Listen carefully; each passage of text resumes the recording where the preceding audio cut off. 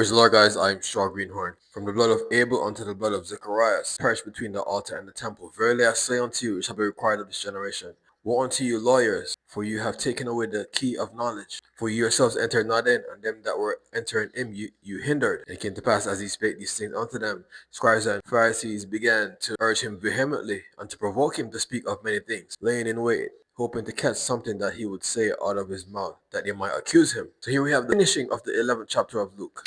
He's on a tangent right now where, after being invited into a Pharisee house, how Pharisee marveled when he did not first wash before eating. Then, how he started addressing the Pharisees. As he continued speaking, he eventually started to touch on things concerning the lawyers also. And then when one of them spoke up about it, that he, went on a tangent, addressing them. So, how we got here is how the lawyers, how they build the sepulchres of the prophets, but their fathers, killed them. And, Jesus showing how it shall be required of this generation. So we see him going down into some specifics, Abel and Zechariah, right? And we see at the end how the scribes and Pharisees, they began to provoke him, right? They began to rile him up, hoping, jeer and taunting him, hoping him that he would say something, out of anger, to lead him to start saying things that they could find to accuse him. Now, if you understand Jesus, right? Now, I think the angriest we ever saw him was when he put buyers and sellers out the temple, how he made cords of whips and drove them out. And, he did not, cross the line and do anything accusable. So them, just at this point being a complete clown show, right? Not understanding Jesus, that he is wisdom, he is knowledge, right? He knows all things, the end from the beginning from the end. And, while they think that they can rile him up, right? How, he can see all things, in front of his face. So, he's not going to fall into this trap that they're setting, right? So, like I said, we see, Abel being mentioned. Why is Abel considered a prophet, right? After Adam and Eve, sinned, then they had these two sons. Abel, he grew animals, but Cain, he grew crops, plants. And, when both of them brought an offering unto the Lord, he accepted Abel of the flock. Abel, he started this whole, offering, bringing the burnt sacrifices. Adam and Eve, it was never said how they, made any offerings unto the Lord. We would live to see the whole Moses Levitical laws, God using blood animals to purge the sins of men, pointing onto what he would send his son Jesus to do. So, prophets, they predict, they prophesy, they predict things. If did, Abel have any wise sayings, it's not said. Just the fact of how he, started this whole, blood offering unto the Lord. Then we would see many men, Abraham, Noah, when God destroyed the earth by flood. I'm pretty sure Noah also did. I'm not sure, quite sure though. Job, he offered, animals unto the Lord. So no, before I lost my train of thought, I was saying, no, none of Abel's, wise sayings or preachings ever recorded. We see Zechariah also, who they said perished between the altar and the temple. Now, going back to all the days of the kings, there was a certain king Josiah and Jehoiada the priest. Now, Jehoiada kept, Josiah, righteous before God, walking in, perfectly in all the commandments and everything.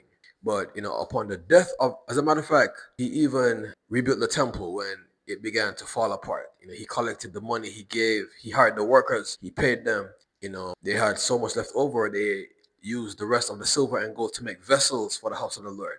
It was upon the death of Joiada, the priest, that the princes of Judah came unto this king Josiah, and they led his heart away to sacrifice unto idols and to do all the things that they were not supposed to do. Now, Zechariah, he was the son of Jehoiada, also a priest. And when he stood up to rebuke the king had him slain right there in the church, in the temple, forgetting all the good things that his father had did for him, right? And the Bible even states that he forgot, all the good work. And, when he was dying, this, Zechariah, he looked upon it and said, the Lord required it. Pretty much saying, how is it that my father kept you righteous? Father, they were pretty close when he was alive, and he kept his nose clean and righteous before God. And then upon his death now, his heart was led away by these idol princes. And, he even ended up killing his son, Zechariah, which is the case, showing how the Lord, he's going to require, these things at this generation. Now, many others are not mentioned. John the Baptist, he was beheaded, right? We would see Stephen get stoned.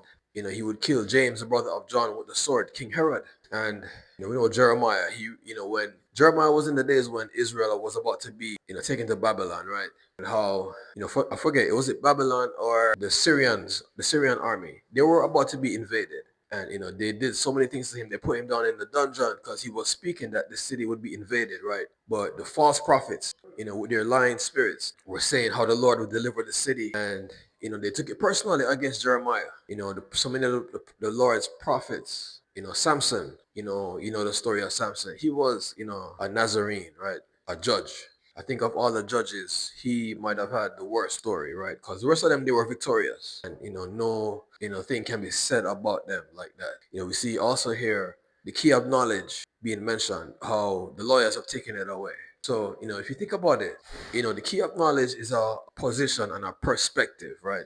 It's walking, knowing that as you go, God, He will open doors as necessary. Key of knowledge is like possibility, right? But in rooted in truth and not deception. Because the truth is, God, He told us to be fruitful and multiply. And even was it Paul that said, I have set before you an open door, but there are many adversaries, right? So understand that we walk life, right, with power and possibility, and this key of knowledge, right, which is supposed to guide you, not rooted in riches, right, or material things or fame or anything like that, but just in the truth of being a child of God. And how God, He wants His glory to be spread in this earth. How He wants peace, between all men, and love. He wants, nobody to be hungry. He wants everybody to be clothed and have a house to live in and to be fed, right? The prosperity of men, right? But at the same time, walking in righteousness before Him, and not, being deceived or led astray, not living a double life, not, fall into anything, right? So, they have taken away this key of life, putting something else there. So, it's in a roof or a ceiling, above men's head, right? That they can't, burst through it, but rather that they stay in that location. Because if you think about it, right, these lawyers, you just got done with the Pharisees, right? Even them too, the lawyers and Pharisees, how, they have certain things that they like to do and they don't want to abandon them. It brings too much pleasure, it brings too much, benefits to them, and they love the routine of these things. But, while God is calling them out, onto something else that's different, they are not appealed, by this call. So they take, much pleasure in remaining ignorance, in remaining these things, right? So they have put their own version of what they want it to be there, and they're guarding it. They have so many, checkpoints. They have so many, overseers, that watch this thing. Jesus, the reason why He got in so much trouble with them and they wanted to kill Him is because He was, undoing and disproving all these things, threatening their way of life. I remember, in the days of the apostles, when Jesus is taken, when those men were selling the statue of, the goddess Diana of the Ephesians, how when the disciples were getting the people to believe on the Lord, and they were, they stopped buying these statues, how they, they rounded up together, saying that their craft, is in jeopardy, and this is how they made their fortune. And how they set, a cease and desist on the apostles, because they were interfering with their trade. It's kind of like the same thing. But instead of worshiping these statues, they hold these traditions, these, doctrines and commandments. And the key of knowledge, shows that at the end of what they are about is nothing good. I think that, the key of knowledge, if you want to really look at it, you see the end of what they are about is nothing good. And, you follow all the way down to that path, it's going to lead to destruction. Bible says, broad is the way that leadeth to destruction, but narrow is the way of life. So, on principle, they practice things that remove these things. And the truth of God is not there with them. But you see, because, when men die and they pass on to the other side, there's nobody reporting back. All the generations of scribes and Pharisees and lawyers, generation after generation after generation after generation, how, when they pass, they don't come back. They don't, send message back, say, hey, everything that we're doing is wrong. If you look at the parable of Lazarus, right? When the rich man died, he lifted up his eyes in hell. And what did he say? Send somebody, please, to my house, because I have, was it 7 brothers? And they're all coming here just like me. I need you to go and warn them. But, God said, no, they have Moses and the prophets. And if they won't hear them, neither will they hear if one is gone back from the dead. So nobody's coming back, to warn them. So you have taken away the key of knowledge. For you yourselves entered not in, right? Showing a kind of, they say misery loves company. Nobody wants you to do better than them. And, you can see a core belief within them that they believe that, if everybody does this thing, then God, he won't have no choice but to accept it. And that, rather he's not going to say, depart from me, all of you, right? So they're taking a huge gamble here with their souls, and they're not consciously aware, if they were to be able to reason it out and write it down in like, a simple line, would they continue? Would they risk their souls on something, so fragile? Then we see, came to pass as he began to speak these things. The scribes and Pharisees began to urge him vehemently and to provoke him to speak many things out of his mouth, right? So he's addressing the lawyers, right? And now even though these things, they also apply to the scribes and Pharisees, right? But remember, when he was just talking about the scribes and Pharisees, this lawyer, he stood up and said, you're starting to speak on us now. So now he's speaking to the lawyer. So now the scribes and Pharisees, they come back now and start riling him up and provoking him, because when a person is angry, right? You know, there's stages of anger, right? How the first stage, you're just angry, right? And then you get more angry, how you want your point to be understood. And a stage past that, you might try to take it by force, right? You might become irrational at some point. You're gonna lose even what you were arguing about, and it's just gonna be who will be the last man standing, right? How you even abandon even the thing that you were arguing about, and just make it be about ego, who's right and who's wrong, who's stronger, who's bigger and faster. So we see them, because they've tried so many things so far. They accuse him of healing on the Sabbath. They just accuse him of casting out devils by Beelzebub. They're coming with these questions, trying to tempt him, trying to lay in wait, having him fall into a trap that they can then, turn the tables on him and, prove to him before the people, most importantly, to discredit him, that, he doesn't know what he's saying. So, they're appealing onto right now, I believe, his, human side and the imperfect, side of being a human. So they urge him vehemently, right? So, as he speaks, they're kind of like cheering him on, but in an evil way, right? Urging him, kind of like nudging him, even in a certain direction, listening to what he's saying and then saying words that, will influence what he's saying, right? And not so much things that have nothing to do, with what's going on. But they're carefully choosing their words and, staying within a certain limit to see how they can affect him, right? Laying in wait for him, hoping to catch something out of his mouth that they might accuse him. So, we see such a deceptive stance being taken. I really believe that people that lay in wait for people, it's one of the evilest things that you can do, because, if you think about it, right, we all, have our path to walk, right? We all have thing that we're supposed to be about. And the second that, for you to do something like that, that means you have left your path, right? And you're coming to mess up somebody else's path. You have left yours and you're coming to mess somebody else up, so that, later then you can return to yours. But, you don't understand the heart of God. How, those that do such things, the strike that you put against yourself. So, you think that you can come and do something like this and then, just, resume, not realizing how many steps back this is going to set you on your path, your path of light and enlightenment, of maturity, your part of self mastery, understanding your own mind, mastering your habits, mastering your thoughts, being that light as he, keeps telling them to be.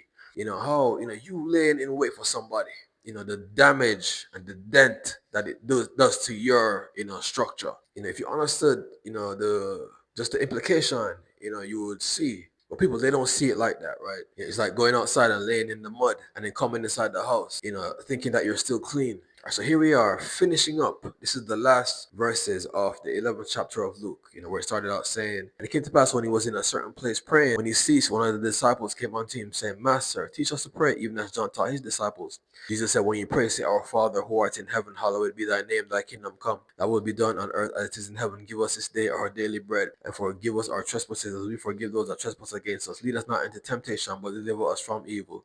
And then he said unto them, which of you shall have a friend that shall go unto him at midnight and say, Friend, lend me 3 loaves, for a friend of mine in his journey is come unto me, and I have nothing to set before him. And he that is within shall answer and say, Trouble me not, the door is now shut. My children are with me in bed, I cannot rise and give unto thee. I say unto you, though you shall not rise and give unto him because he is his friend, yet because of his importunity you shall rise and give unto him as many as he shall need. For unto him that asks it shall be given, and to him that seeketh shall find, and to him that knocketh the door shall be opened. For everyone that asketh receiveth, he that seeketh findeth, and to him that knocketh it shall be opened. For if a son shall ask bread of any of you that is a father, will he give him a stone? If he shall ask for a fish, will he for a fish give him a serpent? If he shall ask for an egg, will he offer him a scorpion? If ye then, being evil, know how to give good gifts unto your children, how much more will your heavenly Father give the Holy Spirit to those that ask of him? And he was casting out a devil, and he was dumb. And it came to pass when the devil was gone out, the dumb spake, and the people marveled. Now there were some that said, He that cast out devils by Beelzebub, the chief of the devils. And others, tempting him, desired of him a sign from heaven. And when he knew their thoughts, he said unto them, Every kingdom divided against itself shall be brought to desolation, and every house divided against a house falleth. And if Satan be divided against himself, how then shall his kingdom stand? Because ye say that I by Beelzebub that cast out devils. And if I by Beelzebub that cast out devils, then by whom do your sons cast them out? Therefore they shall be your judges. But if I with the finger of God that cast out devils, then no doubt the kingdom of God has come upon you. When a strong man armed keepeth his palace, his goods shall have peace. But when a stronger than he shall come upon him and overtake him, he taketh from him all his armor wherein he trusted, and divided his spoil. He that is not with me is against me, and he that gathereth not with me scattereth. For when the unclean spirit is gone out of a man, it goes to dry places seeking rest and findeth none. Then saith he, I will return to my house from whence I am come. And he cometh and findeth garnished and swept. Then goeth he and taketh to himself 7 other spirits more wicked than himself, and they enter and dwell therein. And the last state of that man is worse than the first. And it came to pass as he spake these things, a certain woman of pity lifted up her voice and cried, saying, Blessed is the womb which bare thee, and the paps which thou didst suck. But Jesus said, Yea, rather, blessed are those that hear the word of God and keep it. And it came to pass, as the people were gathered together, think unto him, he began to speak unto them, saying, This is an evil generation, and they seek for a sign. But no sign shall be given except the sign of Jonah the prophet. For even as Jonah was a sign unto the Ninevites, even so shall the Son of Man be unto this generation. The Queen of the South shall rise up in the judgment with the men of this generation, and shall condemn them. For she traveled the uttermost parts of the earth to hear the wisdom of Solomon. And lo, greater than Solomon is here. The men of Nineveh shall rise up in the judgment with the men of this generation, and shall condemn them. For they repented at the preaching of Jonah, and lo, greater than Jonah is here.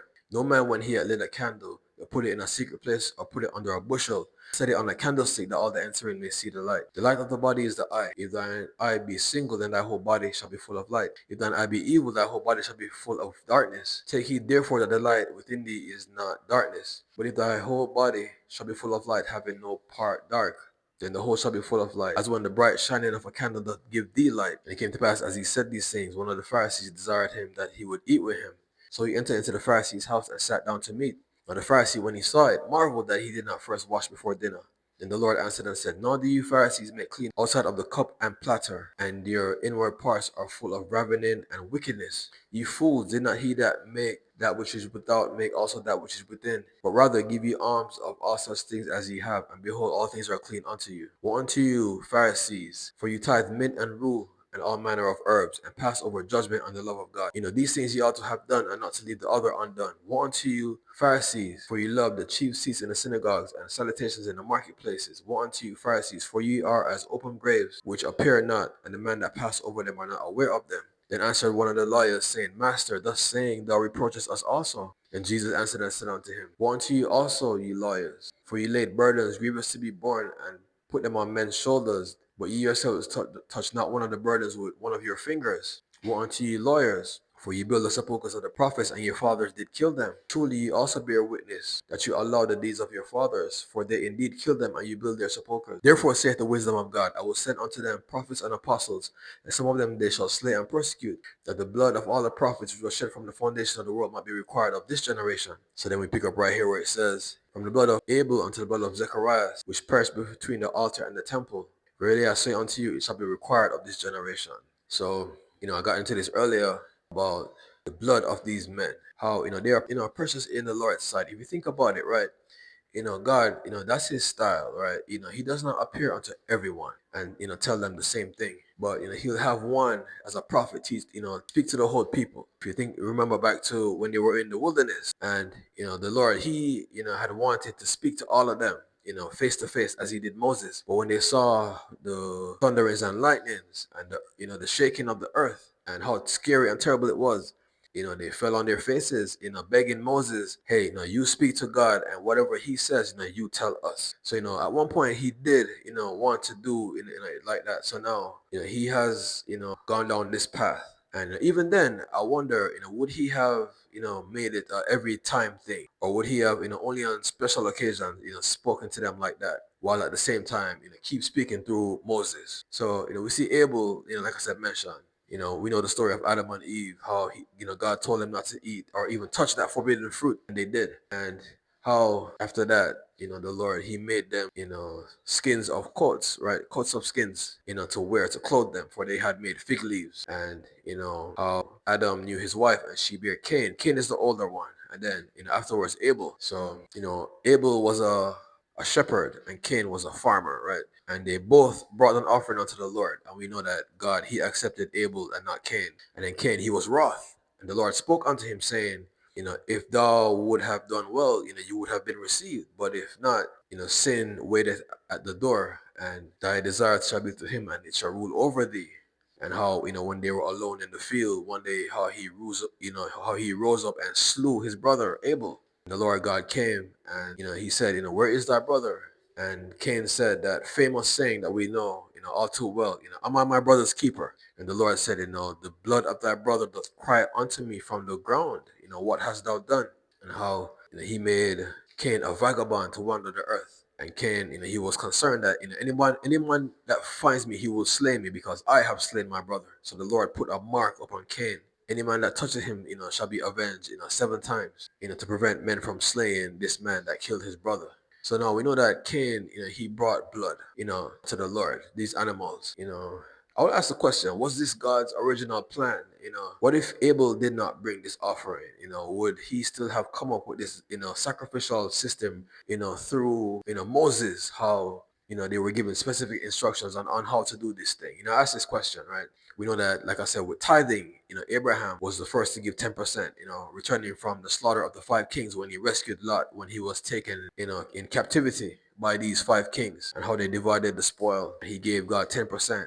But then, he gave away everything else. He said, I will not take so much as a shoe latchet, lest, ye say you have made Abraham rich. So, it's from that we see. So that's why, Abel is mentioned as a prophet, because, him preaching, or even any wise parables that he might have said, none of these things are written. But just the fact that he was the first one to offer sacrifices, which would point to the Moses Levitical laws, right? And we see Zechariah also mentioned, like I said, he was the son of Jehoiada the priest. Now the king Josiah, the king Josiah, even from a child, Jehoiada the priest, brought him up in the fear of the Lord and kept him clean before God. Sometimes I think, we can have such a person in our lives that, inspire us to do such good things, inspire us to be a certain way, they keep us in check. And it's a good mentor to have. But then, not all relationships, last forever. No relationships last forever, as a matter of fact. And, I've seen what happens when people, they lose this mentor. Some people, they go on and they can continue, but maybe they'll have, fluctuations, right? Some people, I see them completely fall apart. It's as if person was never in their life, when they're gone. So, we see the latter, happening for this king, Josiah. How, when Jehoiada, like I said, the Athaliah and her sons had broken up the house of the Lord and, destroyed it and just made it a wreck of it. And, these two men, the king and this priest, they, put a collection box and the people brought, right? The box, it got so full, they had to tell them to stop bringing. So it was really a prosperous thing. They hired, the most skillful men. They got, the wood and timber, the gold and silver. They, fixed everything. They made, they had so much left over. They made vessels of gold and silver for the house of the Lord. But then, this priest, he died. And then, these princes of Judah came with their idleness. And this king, instead of rebuking them, instead of continuing in the way that he knew, because when Jehoiada was alive, he didn't do any of those things, right? And, he let them, talk him into these things. And, Zacharias, as, the name that's being mentioned here, the Lord sent a message with him to tell this king. And, this king, instead of listening, because, just as well as these men came and put him on the wrong path, could not this priest come and put him back on the right path as the priest's father, had him on the right path when he was alive? But instead he gave a command, to slay him right then and there in the temple. So, this, two stories are being mentioned. Stephen, he would not be stoned yet. How the disciples, how they would each fall. I believe, was Peter crucified upside down? I know that that's a popular story, but so, the things that they did to, Jeremiah, Ezekiel, right? How these people, when they would come unto them, they would, stick so much to their rebelliousness. they would not want to hear, what thus saith the Lord, right? It seemed as if they had a cycle, right? How they would go and do all this idol worship, right? And then the Lord, He would deliver them into the hands of their enemies, and they would come and take them captive, and make them slaves. And then they would cry out, and the Lord would raise up a deliverer, and He would, deliver them from whoever captivity, they were being held in, the Syrians, the Egyptians, whoever it was, right? But then, when they got free, they went right back to, it seemed as if, they themselves can confess that, you can't make us too free, because then we're going to have idle hands, and we're not going to use this idle hands for good things. We're going to use it for the worst things possible. But then, when they were in their errors, right, and God would send unto them prophets, they wouldn't hear. We saw how God sent Jonah unto Nineveh, and they heard, right? You would get the feeling that they just, prefer blatantly to walk in error. The very last say unto you, it shall be required of this generation, all of the prophets. So you know that, God, He's keeping, a tally, a sum total, the blood of all these prophets. And, for the people that don't make it to the kingdom of God, these things are going to be laid on them based on the principle that God, He sent all these prophets, and the wrath of their blood is going to fall and be mixed in with the wrath of everything else that He's going to pour. The wrath of disobedience, the wrath of, rebellion, everything that, this, generation has done. And like I always said, I've said it before, how when He says this generation, right, He's talking about the generation of the flesh. Because you see, Abel is mentioned, right? So, it goes all the way back to Adam and Eve. So, by reasoning, you can see that when He says this generation, He's not talking about, like, well, the people that are His age, right? Or even including His father, even grandparents of, parents of, Joseph and Mary. But, He's talking about the whole flesh. Because you see Abel being mentioned. So, He goes as far back as that, right? Even to now, you and I today, this day, is this whole generation. It's their blood shall be required, right? They're going to have to give an answer. And, the answer is, we are unable to give an answer. And then there's wrath, for all eternity. All right, so the next verse says, woe unto you, lawyers, for you have taken away the key of knowledge. For you yourselves entered not in, and those that were entering in, them ye hindered. So here we have a woe unto them, a warning of destruction, right? Because they have taken away the key of knowledge. Now, like I said, this is more a position, right? A position of possibilities, open possibilities, before the Lord. Because, God Himself said, is there anything too small for the Lord, right? So, we understand that, all things are possible to them that believe. And, this, really is a message of hope unto us. It shows that God, He's always there waiting, right? He's there waiting for you to get your act together, right? He's there waiting for you to come and say, okay, Lord, what can we accomplish? He's waiting, on you to just, just say it, even the words, before you even do any action, to move towards something. Key of knowledge. Because, it honestly, a key is used to open doors, right? So as you pursue, right, He said shut doors no man can open, and open doors no man can shut. But, as you, progress in this thing, you're going to need doors opened, right? You don't have, everything handled. You don't have everything in your possession.